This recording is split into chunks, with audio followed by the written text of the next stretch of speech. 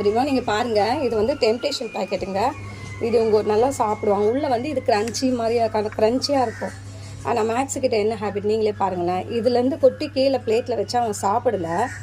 இப்போ பாருங்கள் கொஞ்சம் பாருங்க, அங்கே உட்காந்துட்டு இருக்கானா, இந்தா அங்கே பாருங்க. அப்போ இவனை என்னங்க சொல்லலாம் நம்ம? என்னங்க பழக்கம் இதெல்லாம்? இதெல்லாம் என்ன பழக்கம் இதெல்லாம்? நீங்களே கொஞ்சம் சொல்லுங்க.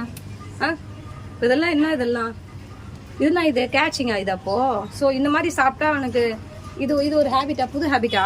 என்னங்க இது? என்னென்னலாம் கம்பி கட்டுற வேலைலாம் காட்டுறான் இவன்.